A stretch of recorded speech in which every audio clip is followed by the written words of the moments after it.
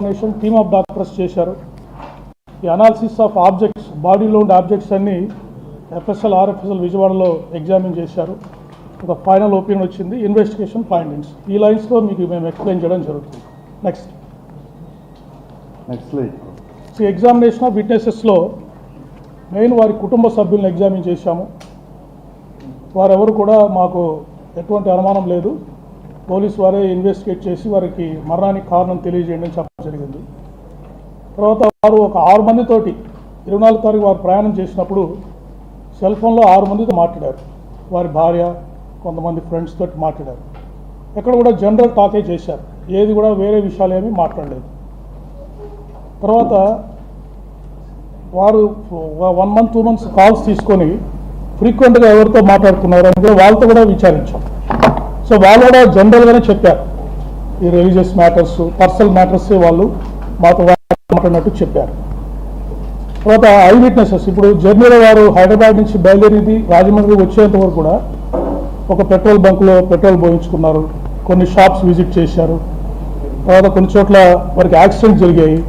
అక్కడ అందరు విట్నెస్లు ఎవరైతే ఉన్నారో విట్నెస్ అందరితోటి మాట్లాడడం జరిగింది. తర్వాత కొంతమంది ఇక్కడ రాజమండ్రిలో కానీ చుట్టుపక్కల ప్రాంతాల్లో ఇది మర్డర్ అని, తర్వాత సస్పీషియస్ డెత్ అని సోషల్ మీడియాలో, టీవీలో ఇంటర్వ్యూస్ ఇచ్చారు. వాళ్ళందరికీ నోటీసులు సర్వ్ చేసి వాళ్ళందరికీ ఎగ్జామిన్ చేయడం జరిగింది. బట్ వాళ్ళు ఎవరు కూడా వారు చెప్పిన కారణాలు ఎటువంటి ఎవిడెన్స్ కూడా ఇవ్వలేకపోయారు. అయితే లోకల్ విట్నెసెస్ని ఇక్కడ ఎగ్జామిన్ చేశాము.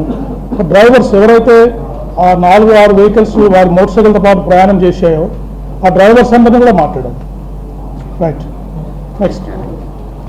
సో ఈ ఐ విట్నెసెస్ అంటే ఓరల్ ఎవిడెన్స్, వాటి ఫైండింగ్స్ ఏంటంటే ఈ శ్రీ ప్రవీణ్ పగడాల గారు, వారు is a Christian teacher and motivational speaker. వారు హైదరాబాద్లో మేరేడు మట్ట దగ్గర నివసిస్తారు. ప్రవీణ్ పగడాల గారు మార్నింగ్ 11 o'clockకి బైక్లో రాజమండ్రికి బయలుదేరారు. పర్పస్ ఏంటంటే రాజమండ్రి దగ్గర మామూరు అనే గ్రామం దగ్గర ఒక బైబిల్ కాలేజీ వారు కన్స్ట్రక్షన్ చేస్తున్నారు.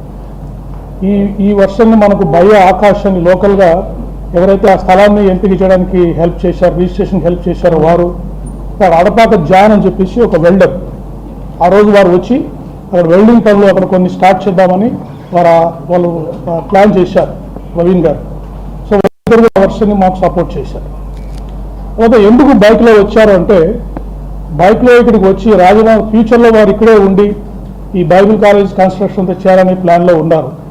కాబట్టి వారు ఫ్రీక్వెంట్గా ఇక్కడికి వచ్చినప్పుడు వారికి వెహికల్ అవసరం అవుతుంది.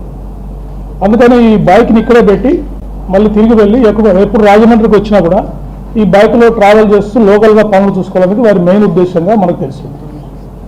అయితే రాజమండ్రికి వారు వస్తున్నారనే విషయము వారి కుటుంబ సభ్యులకి ఈ ఆకాష్కి జాన్ తప్ప ఇంకెవరికి తెలియదు. లోకల్గా వారు ఎవరికి కూడా ఇన్ఫార్మ్ చేయలేదు ఆ రోజు. తర్వాత ఎవరైతే సోషల్ మీడియాలో పోస్టులు పెట్టారో, టీవీలో ఇంటర్వ్యూలు ఇచ్చారో, మాకు అనుమానం ఉంది అది అని చెప్పేసి ఎవరు కూడా ఎటువంటి ఎవిడెన్స్, దాదాపు 10 రోజులు వాళ్ళకి టైం ఇచ్చాము ఈ ల్యాబ్స్ వచ్చే లోపల, ఎవరు కూడా ఎటువంటి ఎవిడెన్స్ కూడా మాకు ఇవ్వలేకపోయారు వారు చేసిన అలిగేషన్స్. తర్వాత వారు దారిలో వస్తున్నప్పుడు వైన్ షాప్స్ కూడా వెళ్ళారు హైదరాబాద్లో, తర్వాత కోదాడ దగ్గర, తర్వాత ఏలూరు దగ్గర. అక్కడ కూడా వైన్ షాప్ ఎంప్లాయీస్ కూడా మేము ఎగ్జామిన్ చేశాము. అక్కడ యూపీఐ పేమెంట్స్ చేశారు వారు.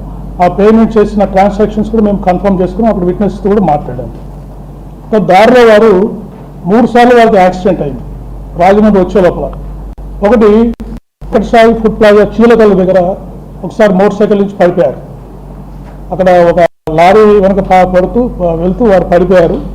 అక్కడ నారోగా యాక్సిడెంట్, మేజర్ యాక్సిడెంట్స్ మిస్ అయ్యారు. ఒక ఆర్టీసీ బస్సు వారిని గుద్దపోయి పక్కకి వెళ్ళిపోయింది. సో అక్కడ ఎవరైతే స్టాఫ్ ఆఫ్ ఫుడ్ ప్లాజా ఉన్నారో వాళ్ళంతా వచ్చి వారిని హెల్ప్ చేసి మోటార్ సైకిల్ నిలబెట్టి పంపించారు. వాళ్ళందరూ కూడా ఈ ఇన్సిడెంట్ని కన్ఫర్మ్ చేశారు. కీసరా టోల్ ప్లాజా దగ్గర కూడా వారు చాలా వేగంగా వస్తూ అక్కడ ఒక బంకుని గుద్ది పడిపోయారు. అప్పుడు అక్కడ ఉన్న అంబులెన్స్ స్టాఫ్, మెడికల్ స్టాఫ్ వెళ్ళి వారితో మాట్లాడి వారికి ఏమైనా ఫస్ట్ ఎయిడ్ కావాలని విచారించి వారితో మాట్లాడిన తర్వాత వారు నాకు అవసరం లేదని చెప్పేసి అక్కడి నుంచి బయలుదేరారు. సో వారు కూడా ఈ ఇన్సిడెంట్ని మాకు కన్ఫర్మ్ చేశారు. రామవరం పాడు దగ్గర వారు విజయవాడలో దాదాపు 3:30 నుంచి 4 గంటల వరకు ఉన్నారు. రామవరపాడు రింగ్ దగ్గర. అక్కడ విజయవాడ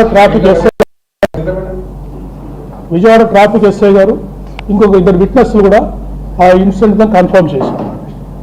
తర్వాత గొల్లపూడి దగ్గర వారు ఇండియన్ ఆయిల్ పెట్రోల్ బంక్ దగ్గర రీఫిల్ చేయించుకున్నారు. అక్కడ కూడా వారు ఈ డ్రంకన్ అండ్ డ్రౌజీ స్టేట్లో కనిపించారని చెప్పేసి పెట్రోల్ బంక్ స్టాఫ్ మాకు చెప్పారు.